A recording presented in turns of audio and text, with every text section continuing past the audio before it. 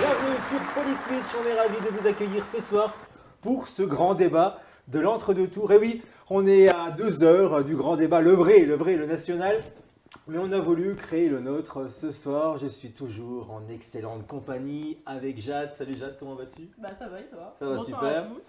Dans quelques instants, on va vous présenter nos invités. Vous avez bien compris, ce soir 2 invités, un duel entre guillemets, on va le dire comme ça ici. Mais vous allez être aussi le moteur de cette émission. Vous allez pouvoir donner vos avis, commenter, poser vos questions en direct.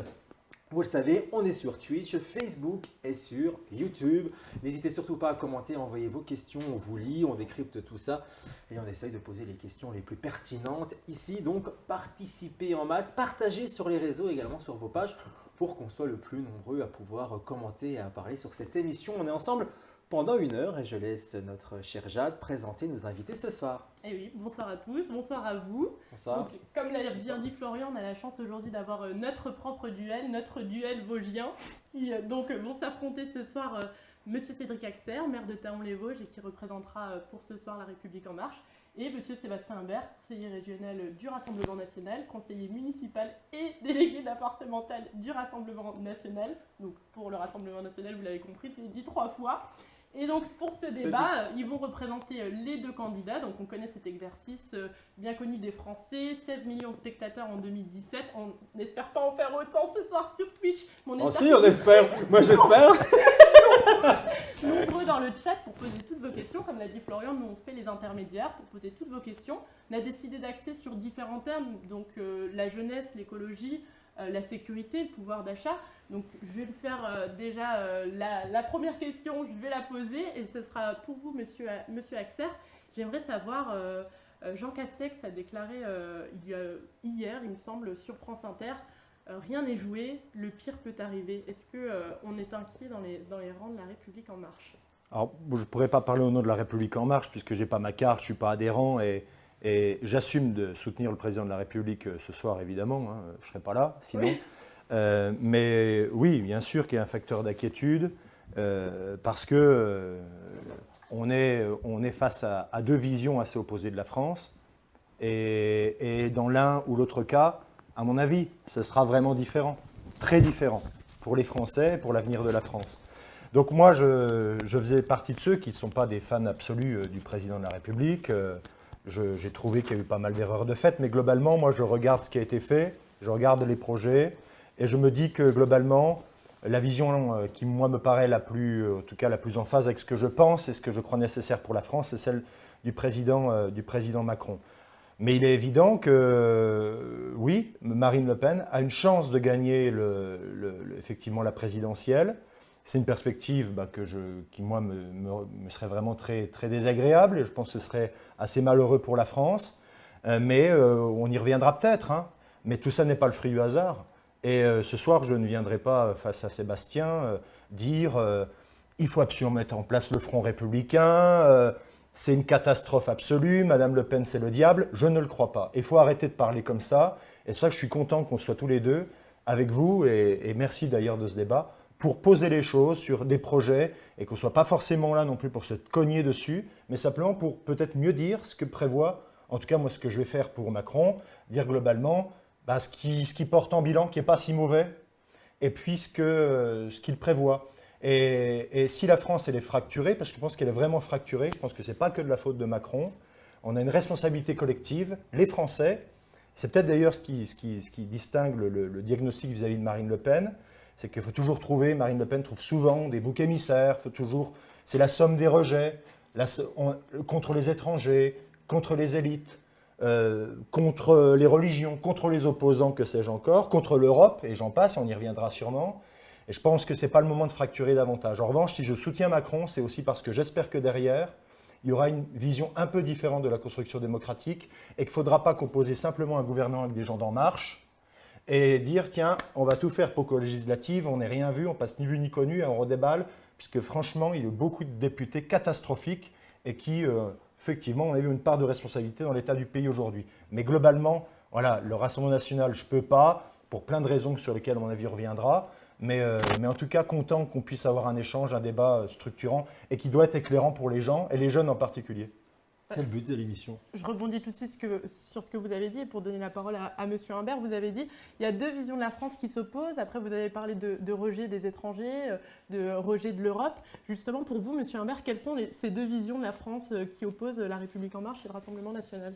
Non, je pense qu'on est plutôt sur une vision qui oppose d'un côté les élites et de l'autre le peuple.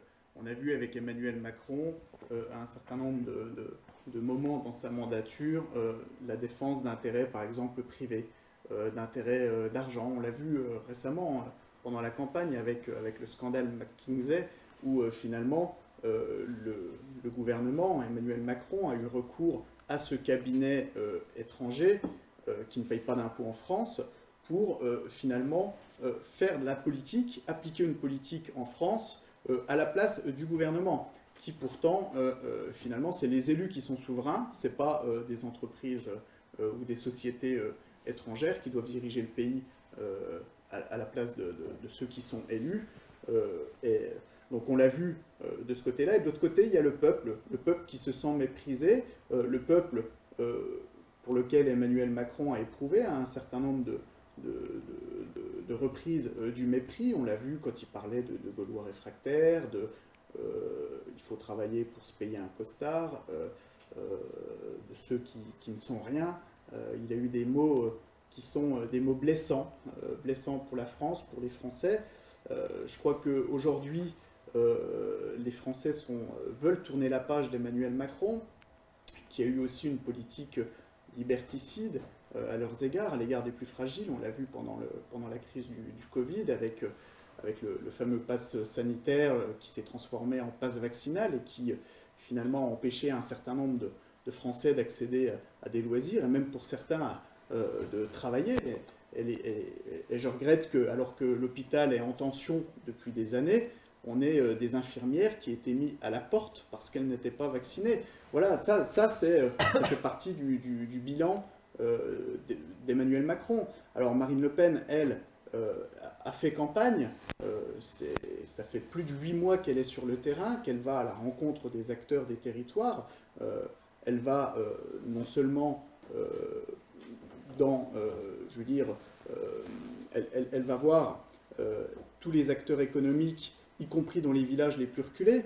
On l'a vu notamment même dans des manifestations dans le département des Vosges. Je l'ai accueillie sur la foire de Pousset.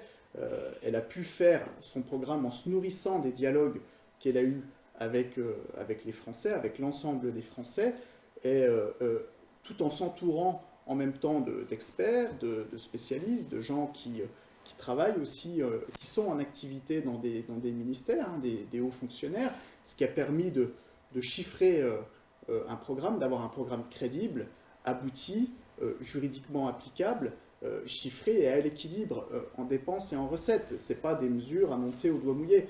Il y a un véritable travail qui a été fait, et aujourd'hui, je pense que Marine Le Pen est prête à accéder à cette responsabilité. Je vous remercie. Et moi, je reviens tout de suite. Vous avez dit, elle s'est nourrie de déplacements, elle s'est nourrie de la campagne. Et c'est là que je me tourne vers vous, Monsieur Axer.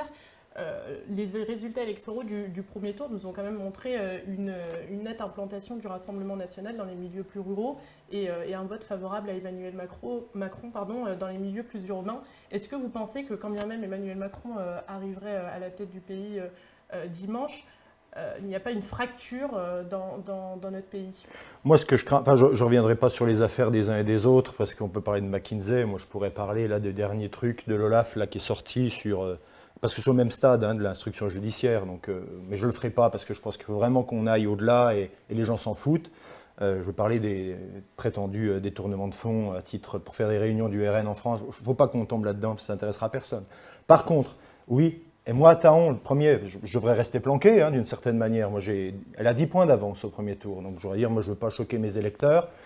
Mais je pense quand même, et c'est peut-être pas bien ce que je dis, mais, et on peut ne pas le partager, je pense quand même qu'on nourrit trop le vote RN, tous, et je pense même que les politiques en place ont une responsabilité. Dans le sens où je crois qu'on dit trop, on n'en fait pas assez.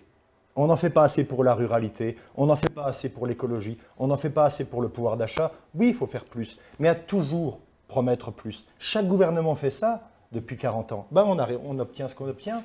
Qui mieux maintenant qu'un autre qu'on n'a pas testé pourrait faire encore mieux? Alors je pense qu'à l'inverse, il faut quand même qu'on se remette en question, qu'on se remette en cause. Je ne remets pas en doute du tout ceux qui votent pour Marine Le Pen, mais je crois qu'on s'est habitué culturellement, je pense qu'en ce sens, il y a une victoire de Marine Le Pen et du Rassemblement national sur la culture française, c'est la culture de la contestation permanente qui fait qu'on n'arrive même plus à voir le positif. Et ça, c'est pas possible, on ne peut pas construire la société ainsi. Et c'est pour ça que, bien sûr, dimanche, je ne demande pas que les gens aillent avec une bouteille de champagne et des cotillons dans les bureaux de vote en disant « Youpi, Macron ». Mais il faut aussi en revenir aussi au sens aujourd'hui, il faut peut-être faire évoluer la République, et moi j'y suis favorable, peut-être un régime moins présidentiel, mais on a quelqu'un, il faut choisir à un moment donné, pas celui qui représente exactement ses idées, mais quelqu'un qui va peut-être s'en éloigner le moins. Alors par contre, sur ce vote dans les ruralités, mais aussi dans les villes ouvrières comme la mienne, bien, il y a effectivement des gens qui ont des difficultés, des gens qui ont du mal à boucler les fins de mois, et qui pensent que peut-être à un moment donné, par rapport à certaines propositions que fait Marine Le Pen, ce sera plus facile. Je pense qu'on va en parler, que ce soit sur le pouvoir d'achat, que ce soit sur les retraites. Je pense que ce serait rigoureusement l'inverse et que notre pays rencontrerait de lourdes difficultés si on appliquait le programme de Marine Le Pen, notamment sur le projet des retraites. Voilà, donc et on pourrait parler de ce qui a été fait pour la ruralité. À un moment donné, il faut quand même arrêter. Oui, il y a un souci dans notre ruralité française, mais mesurons ce qui a quand même été fait. Aujourd'hui, quand vous montez un dossier de subvention, vous avez un taux aussi élevé, plus vous êtes petit, plus votre taux de subvention est élevé. Regardez la dotation globale de financement de la Creuse, c'est 300 € par habitant, quand les régions franciliennes, c'est 20 € par habitant. La fibre optique, elle est déployée partout. Il y a le réseau Losange qui est en ce moment encore en déploiement, avec un peu de retard certes, mais on va même aller chercher le dernier bled, la dernière maison. C'est de la dépense publique, tout ça. Je pense quand même, et j'en passe, l'action de Fournier d'ailleurs à la tête de l'association le démontre bien, la ruralité n'est quand même pas perdue. Mais il y a quand même malgré tout ce sentiment d'abandon, un sentiment que ce n'est pas assez. Mais à un moment donné, il faut peut-être juste qu'on assume de dire jusqu'où on peut aller, là où on ne pourra pas aller et pas promettre la lune. Voilà, donc ça me semble vraiment important. Vous avez dit la contestation. Est-ce que le vote Marine Le Pen, c'est toujours un vote contestataire pour vous? Alors moi, je le crois très sincèrement. Je le crois très sincèrement et je crois qu'aujourd'hui, ce qui a réussi à structurer le vote Rassemblement national, autrefois Front National, est quand même une forme de rejet. Vous le disiez, Sébastien, tout à l'heure, il y a le rejet des élites. Mais le rejet des élites, et il y a aussi tout un tas d'autres rejets, le rejet contre l'Europe, autrefois l'euro, plus maintenant, autrefois Schengen, plus maintenant, autrefois l'Union européenne, plus maintenant, mais il y a des rejets, et des rejets qui, au travers des temps, se muent, changent de nature, collent à la réalité, collent aussi aux actualités, et c'est une forme assez maligne de Marine Le Pen, selon moi, et bien finalement de présenter aux gens exactement ce qu'ils veulent entendre, tout le temps. Et je ne suis pas sûr, même s'il y a d'excellentes propositions dans son programme que j'ai lu évidemment, quelques propositions qu'il faut reprendre à mon avis, mais l'ADN, pour moi, évidemment je pense que Sébastien n'est pas d'accord avec moi, mais l'ADN de cette trajectoire de Marine Le Pen reste quand même une somme de rejet. Et ça ne fait pas pour moi un projet de société. Je pense qu'il n'y a pas de projet de société pour Marine Le Pen. Je pense qu'il serait assez difficile à décrire à mon avis. Et cette réconciliation, cette unité des Français, dont vous parlez bien parfois, Sébastien, dont parfois Marine Le Pen parle bien, je pense que c'est une chimère et que c'est totalement inaccessible parce que de toute façon, le fond, c'est la somme des rejets. C'est mon point de vue. Et là, malheureusement, on a un contexte où c'est rejet contre rejet. Rejet de Marine Le Pen qui, avec ses amis, rejette tout un tas de choses, et rejet aussi d'une partie, il faut l'avouer, d'Emmanuel Macron, pour un style qui effectivement peut sembler parfois baroque. Mais je dirais, prenons du recul par rapport à tout ça. On va éliminer Macron parce qu'il est parfois un peu véhément, parce qu'il rentre un peu des fois effectivement dans le dur. Il a des propositions, des fois des propos qui sont extrêmement malheureux. Mais quand même, prenons un peu de hauteur et de souffle par rapport à tout ça. Et lui, je pense que s'il n'est pas génial, ça reste celui quand même qui peut garder la France unie. Mais il aura une lourde responsabilité. On y reviendra peut-être.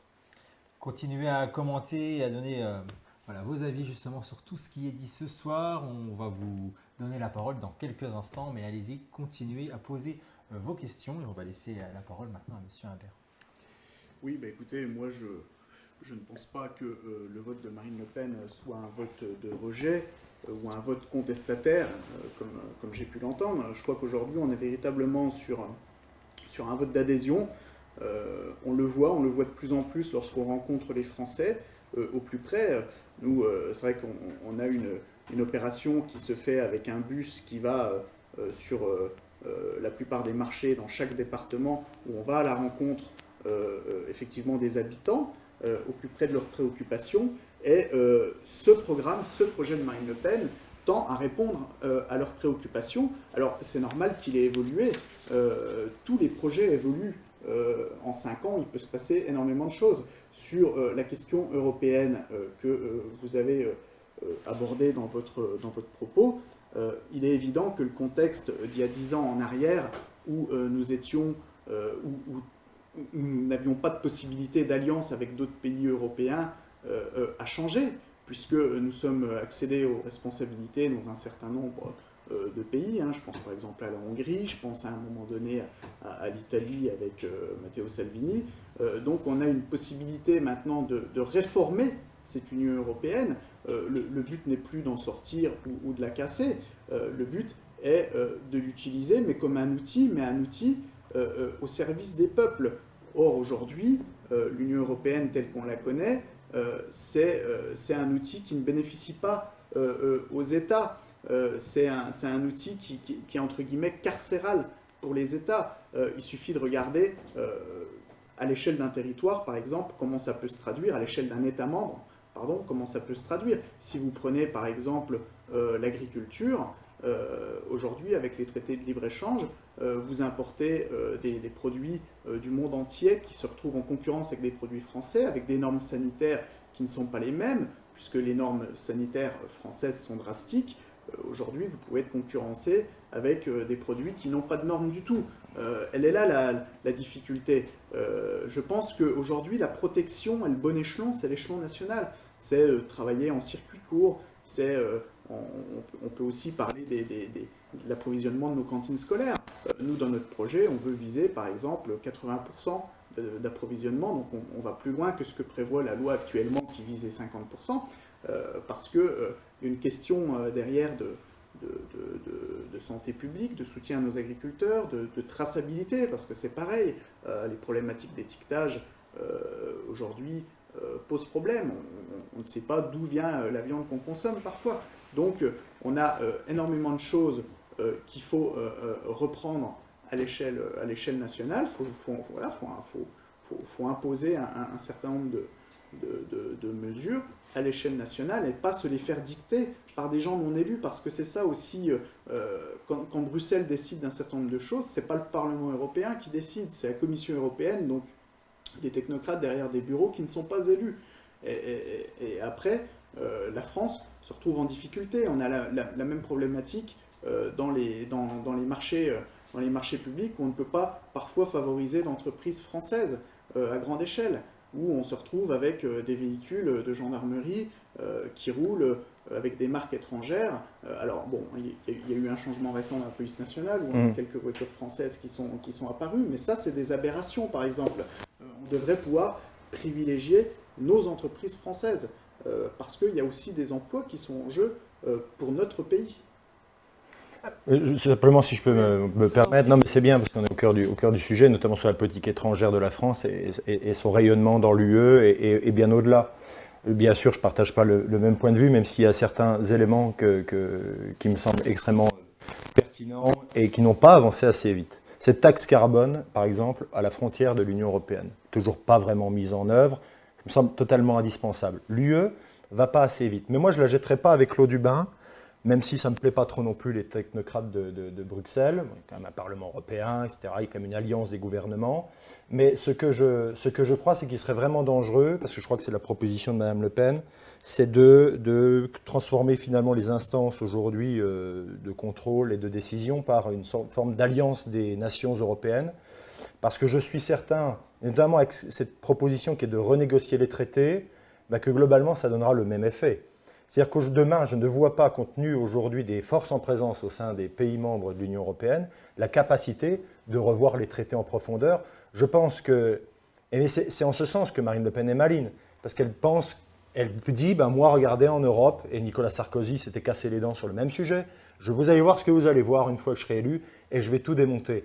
Sauf que moi, j'accepte le fait, et je pense qu'il faut accepter le fait, que la France est une partie des 27, important, on apporte beaucoup de ressources, on a beaucoup d'habitants, on a un rayonnement fort, une histoire un peu différente, un peu singulière, et on a un rayonnement puissant dans l'Europe, mais je pense que l'alliance des nations qui se substituerait aujourd'hui à toutes les instances, y compris même, pourquoi pas, au Parlement européen, et peut-être même la renégation des traités, c'est de toute façon, c'est plus habile que de dire je veux sortir de l'Union européenne, mais le résultat pourrait être le même, puisque Mme Le Pen pourrait dire dans 6 mois ou 1 an, bah, écoutez, comme je n'ai pas réussi à renégocier, je vous propose le Frexit. C'est quand même une hypothèse, surtout quand il y a 5 ans, on proposait de sortir de l'Union européenne.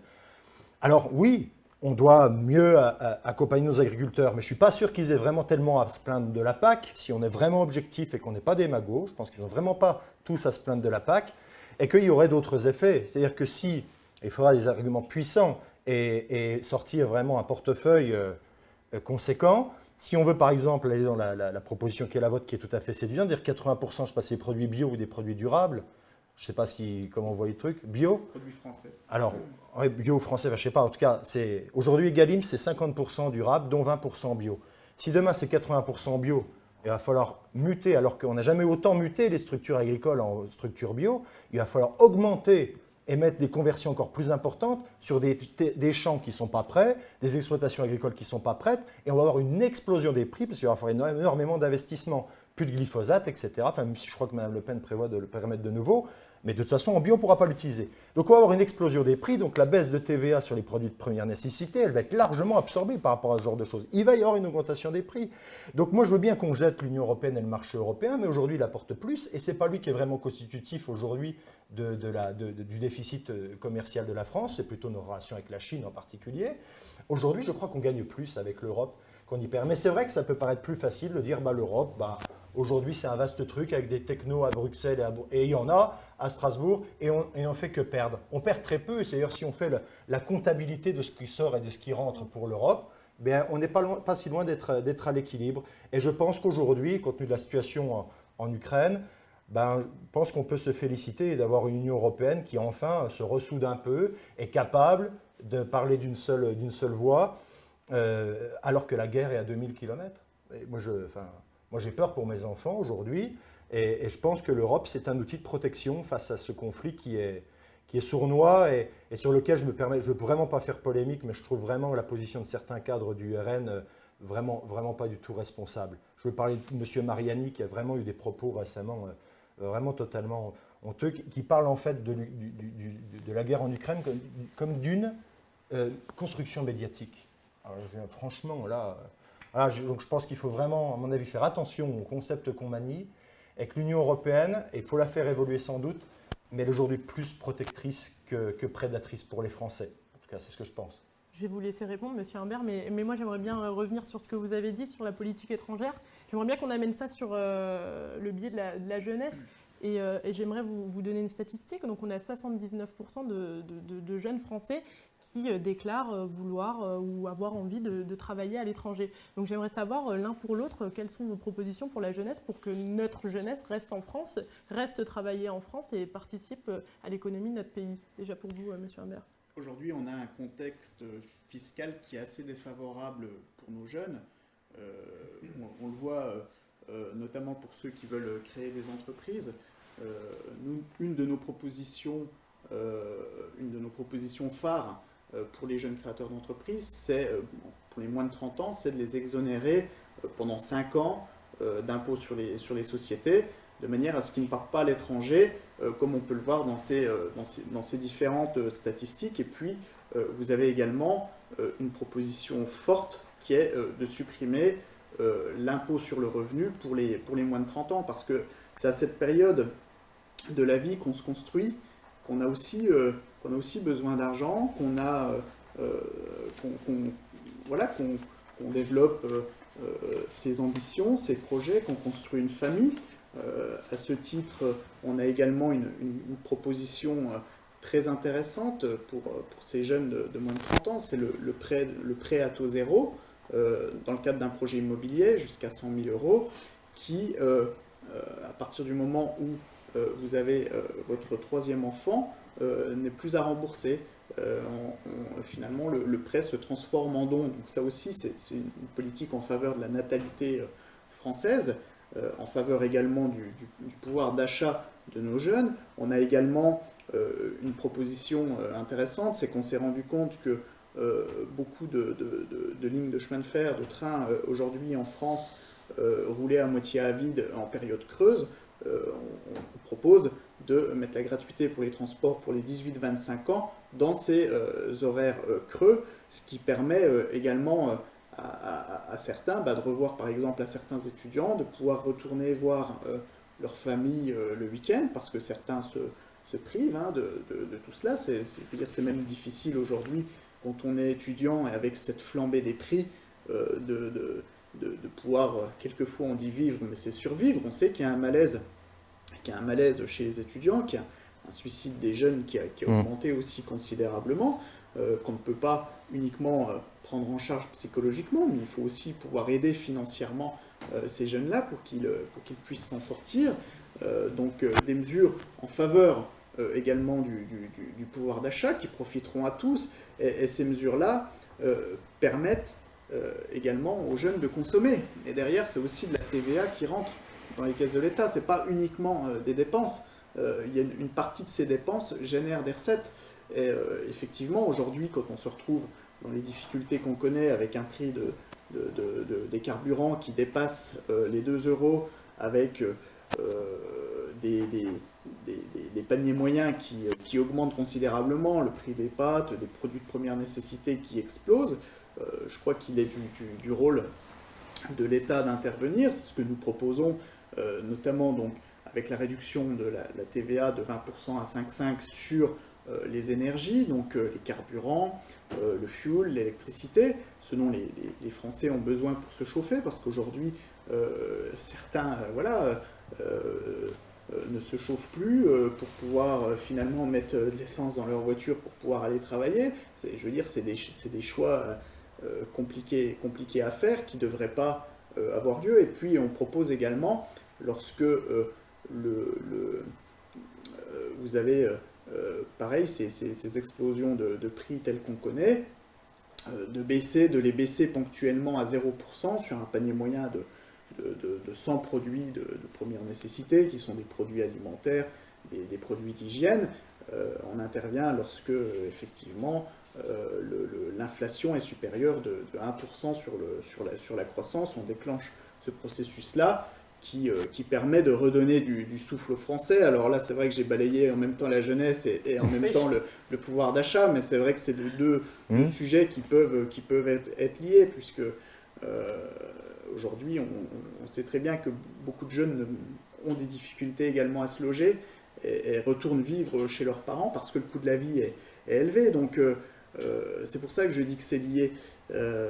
Aujourd'hui, il faut qu'on puisse, les favoriser, ces jeunes. Et je crois que nos mesures sont adaptées, sont équilibrées et correspondent aussi aux attentes de cette jeunesse. Et puis en parallèle, on sait que, puisque je parlais des problématiques de logement, qu'on manque de logements étudiants et qu'il faudra à terme en construire 100 000 de plus. Voilà, ça fait également partie de notre projet. Il y a pas mal de points communs. Moi, je partage. Je disais qu'il y avait un certain nombre de points forts dans le projet de Marine Le Pen, et il y en a un qui n'est pas dans le projet d'Emmanuel Macron. C'est notamment ce prêt à taux zéro, mais qui a déjà un peu existé autrefois, quand on était primo-accédant, et qui me semblait vraiment intéressant. Donc, comme quoi, on n'est pas dans l'ostracisme, en tout cas, pas pour ma part. Sur la jeunesse, on partage un point de vue, me semble-t-il. C'est l'anxiété, c'est le sentiment de solitude, des primes, voire pour un certain nombre d'entre eux, des pensées très noires. Et lié à la crise sanitaire, lié à une perte de repères dans la société. Quand on est jeune, on aime bien aller boire un coup, on ne sait pas chez qui, on aime bien aller faire la fête, etc. Tout ça privé. Et quand on a 17-18 ans, 2 ans, c'est énorme. Moi, à mon âge maintenant, je ne suis plus si jeune que ça, ça va. Mais quand on a tout à découvrir, c'est terrible. Donc je crois qu'il y a des mesures à mettre en place. Je pense qu'il y en a certaines qu'il faudra retenir, que vous proposez. Il y en a d'autres qui sont proposées par le président de la République. Il y a aussi un bilan. Et c'est vrai que les jeunes se sont d'ailleurs largement portés sur Mélenchon pour tout un tas de raisons, parce que je crois que Mélenchon était le seul candidat à vraiment réussir à se mettre en connexion avec la jeunesse, par une forme d'enthousiasme, allez, on va vous embarquer dans le projet, on va vous donner un peu les clés. Et ça, ni Marine Le Pen, et Macron d'ailleurs pas beaucoup plus, n'avons réussi à imprimer. Par contre, il y a un bilan qui était un peu oublié. C'est qu'on n'a jamais eu autant d'apprentis, on n'a jamais donné en fait autant la possibilité aux jeunes d'aller sur le marché de l'emploi. Il y a 700 000 apprentis actuellement, c'était à peine 200 000 me semble-t-il en 2016. Il n'y a jamais eu autant de services civiques qui ont permis aux jeunes de découvrir le tissu associatif, de découvrir des missions qui leur ont permis parfois d'épouser une carrière ou de trouver en tout cas à un moment donné quelque chose qui les intéressait, qui les bottait. On peut passer sur le chèque culture qui leur a permis pour un certain nombre d'entre eux, pour 300 balles, d'aller découvrir telle et telle chose.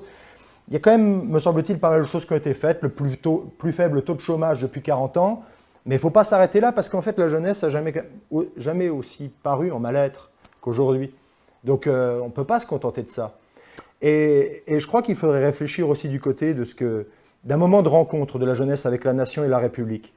Le service national universel proposé, il ne va pas assez loin. Vous voyez, donc c'est le genre de truc qui est proposé, qui me semble bien, mais il va falloir aller plus loin, sans doute aller jusqu'à la conscription obligatoire que propose Mélenchon. Moi, ça me semble être une excellente idée qu'il faudra sans doute reprendre. Vous passez 9 mois, ce fut l'armée, mais ça peut être 9 mois où on est effectivement, on apprend les codes de la nation, la France, la préparation militaire light, mais des missions utiles, des missions de service public utiles, et découvrir les métiers, découvrir les autres, et dans un moment de creuset républicain. Je pense que ça nous manque cruellement, et que le service national universel qui deviendrait obligatoire, c'est bien, mais je le trouve dans ce qu'il a pu être, en tout cas aujourd'hui, être dans sa réalité, un peu insuffisant. Maintenant, sur d'autres types de propositions, je crois que par rapport au pouvoir d'achat des étudiants et des jeunes, il y a une vraie difficulté. Je suis président de la mission locale du bassin d'Épinal, il y a une vraie précarité des jeunes, c'est vrai, ils ont envie d'être indépendants, c'est normal, on en a marre des parents à 20 ans, peut-être même avant. Tu verras quand j'aurai 18 ans, je me barrerai de la maison. Mais aujourd'hui, ce n'est pas possible. Hein. C'est plus possible. Où il faut vraiment être dans une position sociale favorisée, ce qui est quand même loin d'être le cas des jeunes, notamment des Vosges, hein, clairement. Donc le chèque alimentaire qui est proposé, qui était un peu flou jusqu'à présent, mais qui sera à destination d'à peu près 8 millions de personnes, en attendant de voir ce que donne cette inflation, qui permettrait pour 50 € par mois, ça pèse à peu près 4 milliards. Ça revient à peu près au même en termes d'enveloppe budgétaire que la baisse de TVA de 5,5 à 0% sur les produits de première nécessité que propose Marine Le Pen. Mais ça me semble être mieux de le cibler sur des gens qui ont des difficultés sociales, une précarité, un niveau de revenu inférieur à un tel niveau, plutôt que de baisser la TVA pour tout le monde, parce qu'il y a 4 milliards dans la baisse de TVA qui va s'évaporer près de gens qui, comme moi, n'ont pas besoin de cette baisse de TVA. Par contre, d'avoir 4 milliards sur moins de gens, pour pouvoir vraiment parvenir à surmonter ces difficultés financières qui sont soit conjoncturelles, soit plus longues, moi, me semblerait, en tout cas dans un premier temps, être une bonne mesure. Sur la jeunesse, évidemment, la promotion du passeport qui a déjà été mis en place pour aller découvrir une activité sportive, une activité culturelle pour favoriser l'adhésion des jeunes, ça me semble véritablement décisif.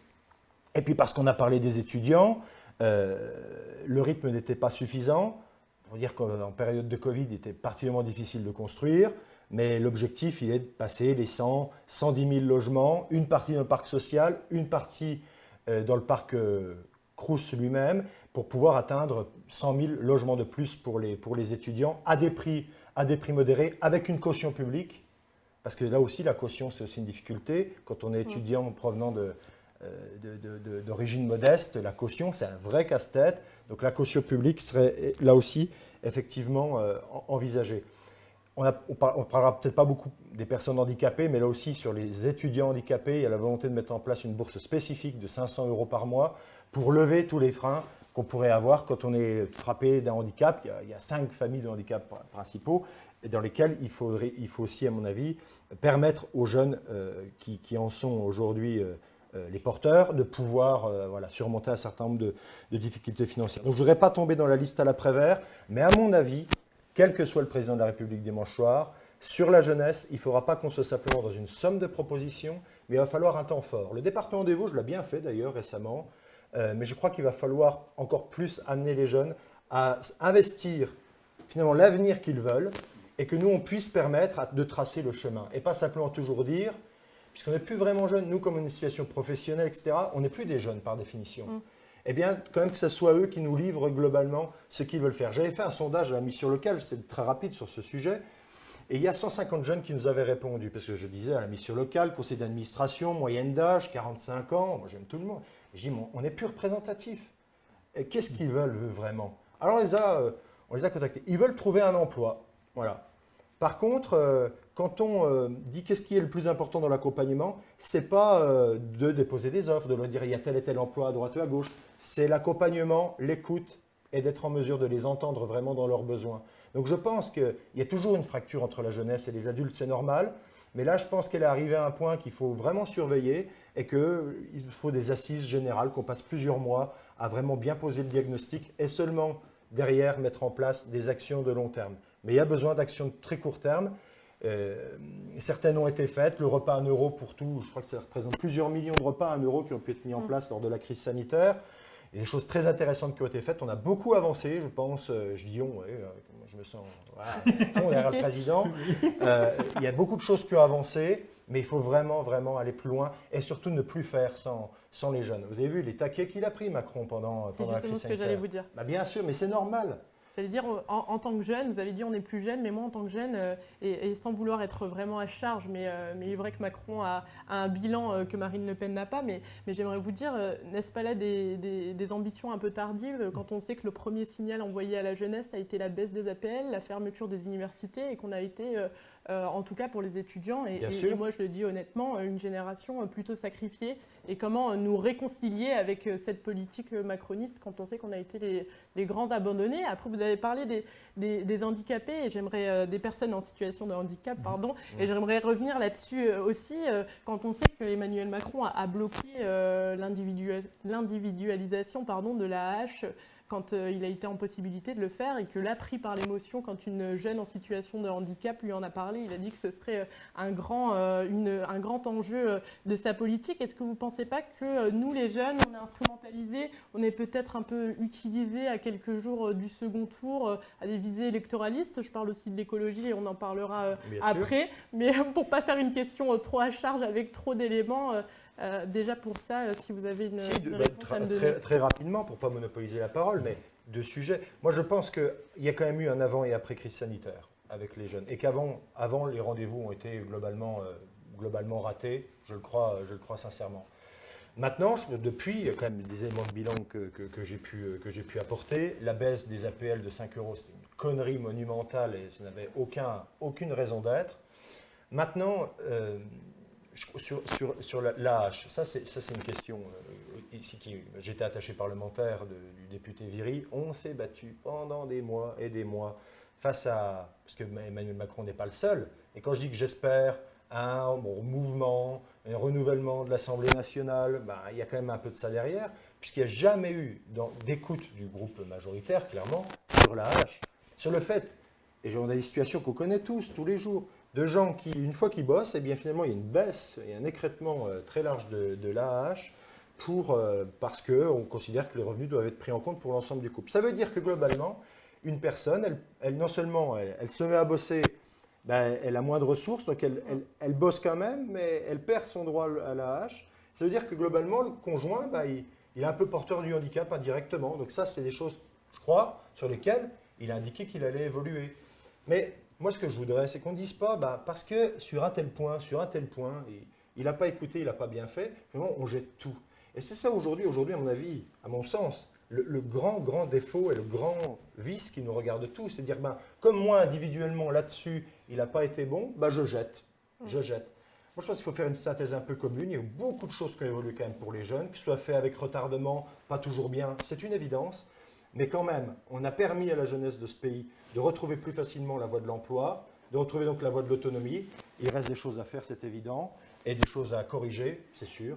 Et ce sera toujours le cas. Et c'est l'histoire de la République. Et si en 5 ans, à un moment donné, on est en capacité de tout faire, de corriger 35 ou 40 ans de choses qui nous paraissent défaillantes, moi je ne le connais pas, celui qui est capable de faire ça. Alors si Marine Le Pen est capable, moi je dis, peut-être voter pour on va elle. poser les questions justement, mais vous réagissez pas mal justement sur ces sujets sur le chat. Continuez à poser vos questions. Et justement, moi j'ai une question justement pour le Rassemblement national, justement toujours en direction des jeunes, mais surtout aussi au niveau de la culture. C'est vrai qu'on n'entend pas beaucoup Marine Le Pen parler de culture. Et c'est vrai que c'est très intéressant et c'est super important justement aussi pour les jeunes. Justement à cette position-là, qu'est-ce que propose Marine Le Pen pour la culture et aussi pour répondre un petit peu sur les jeunes et voilà, pour contrebalancer tout ça. Oui, écoutez, sur la culture, on propose notamment je vais pas faire un listing, mais un service national du patrimoine. C'est vrai que le patrimoine fait partie intégrante de notre culture. On a aujourd'hui en France des monuments qui sont en décrépitude, faute d'entretien. On peut perdre des joyaux du patrimoine français et ce service-là permet et permettra de pouvoir, avec des jeunes volontaires, faire en sorte de réhabiliter ces éléments qui font partie intégrante du patrimoine français. On a également l'accession à la culture pour les étudiants qui perdure et qui continue dans le programme de Marine Le Pen. On a effectivement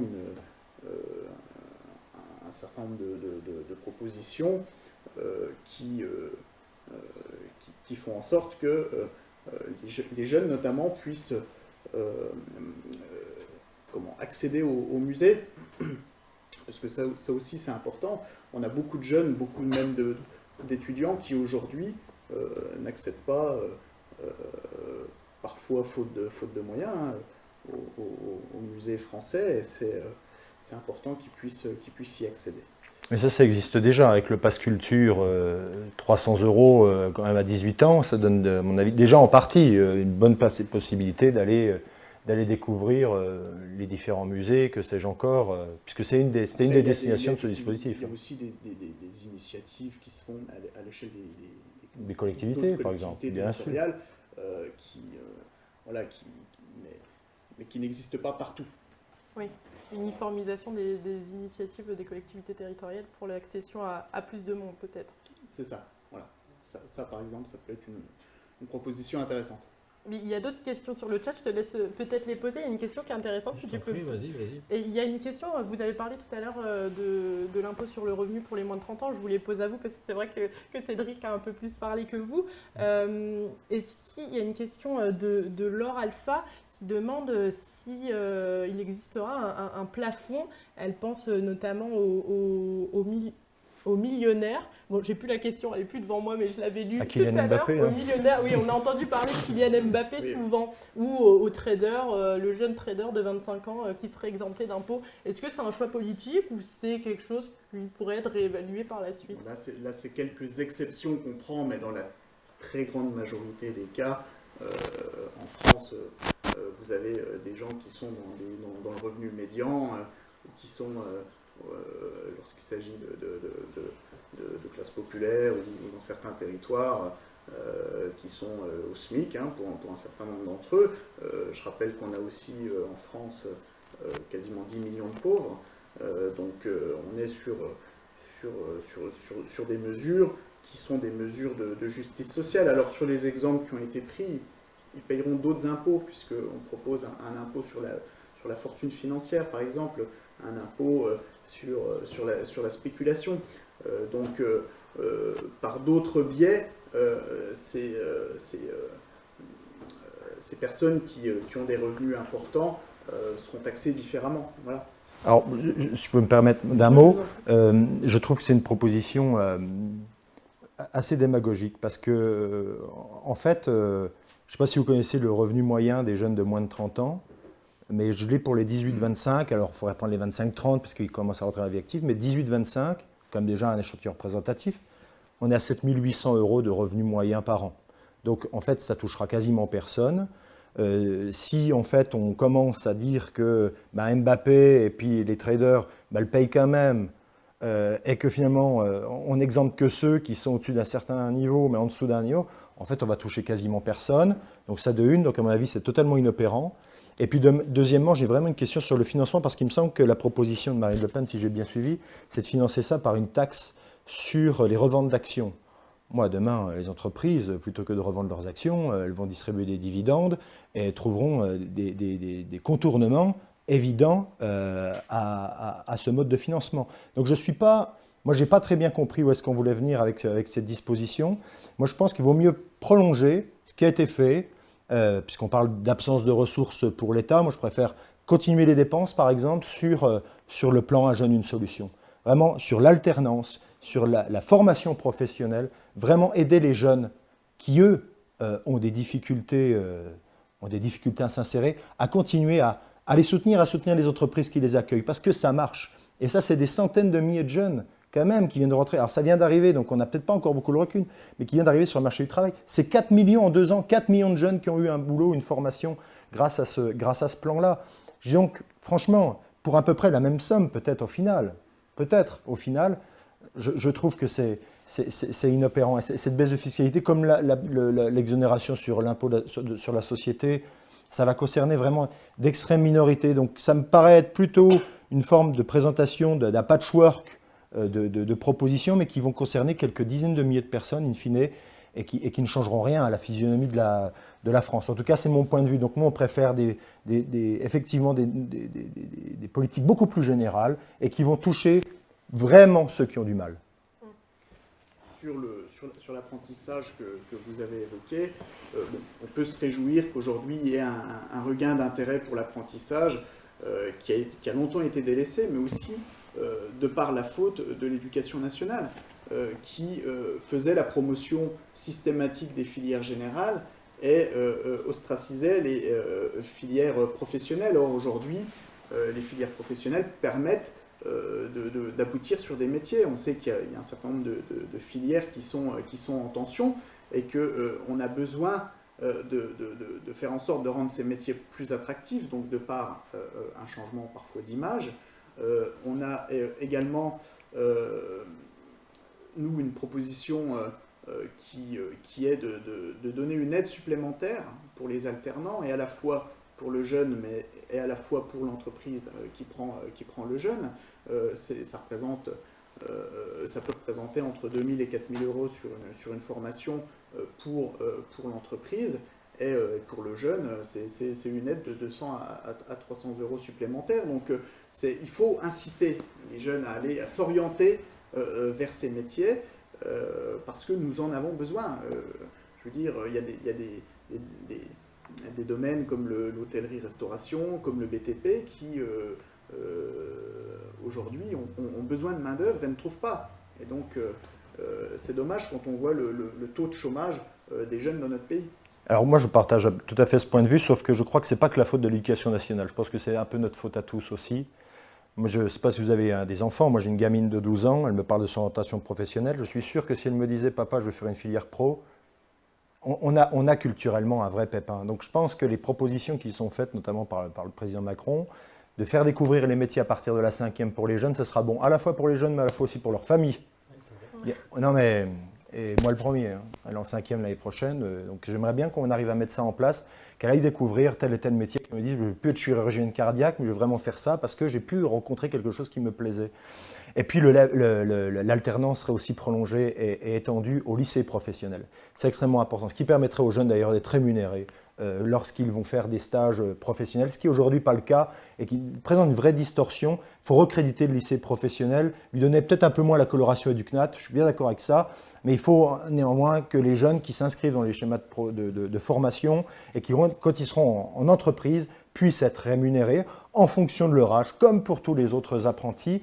Et ce sont des choses qu'on peut proposer, fort de ce qu'on vient déjà d'enregistrer. Ça, je pense que ces jeunes qui arrivent enfin à aller sur le marché du travail, qui ont enfin rencontré quelque part un destin professionnel, une rencontre, une unité sociale au pays. Parce que les jeunes ne veulent plus travailler, c'est des bêtises, ça, c'est faux.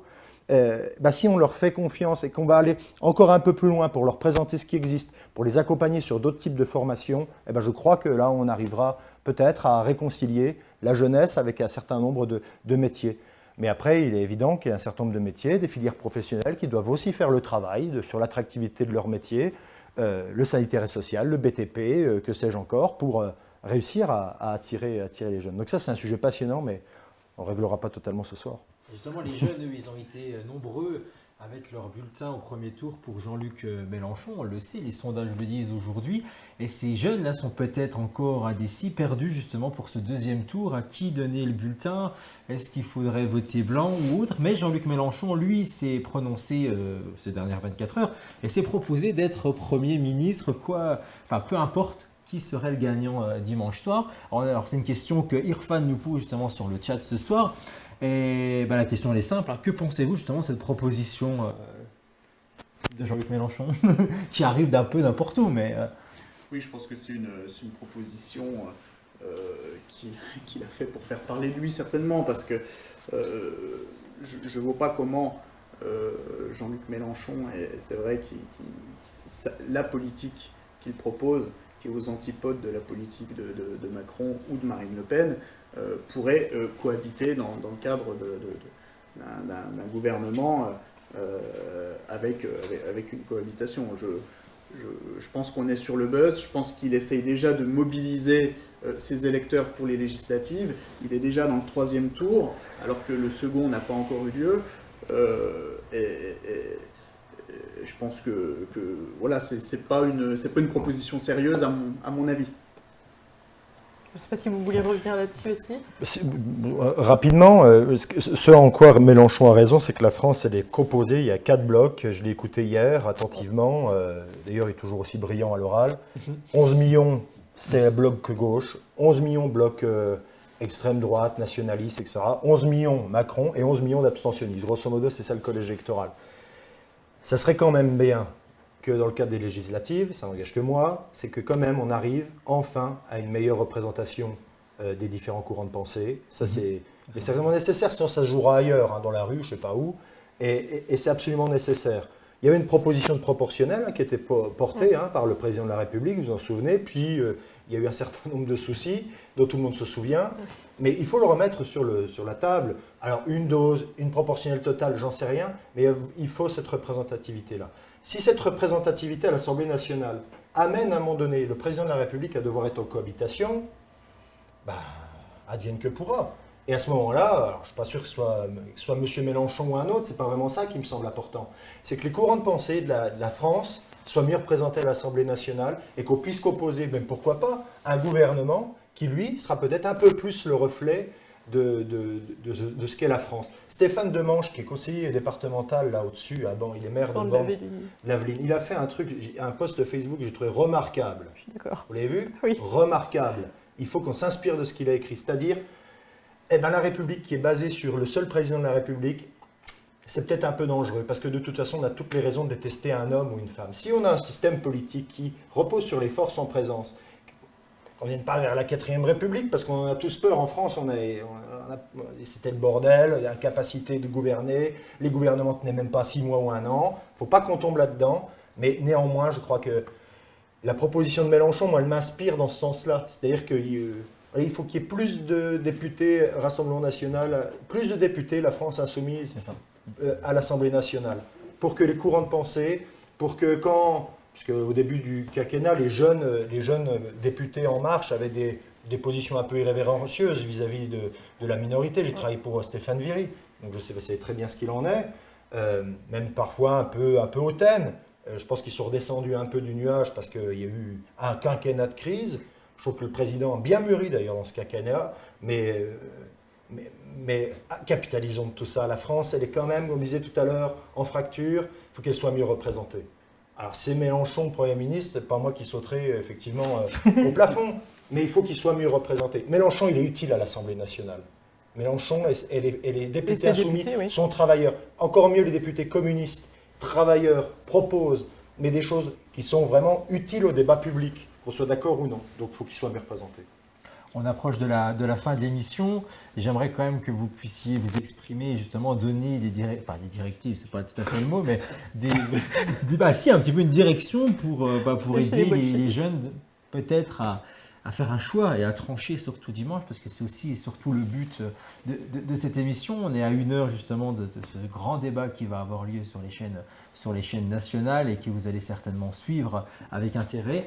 Vous pouvez commencer justement, adressez-vous aux jeunes et justement pourquoi il faudrait qu'ils votent pour le Rassemblement national.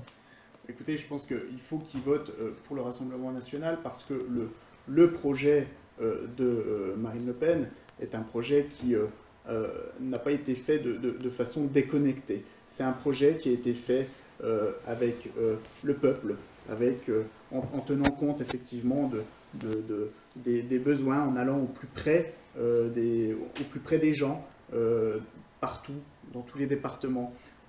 C'est un travail qui a été abouti, comme je l'ai dit en début d'émission, avec des spécialistes dans les différents domaines. Il y a un travail qui a été approfondi.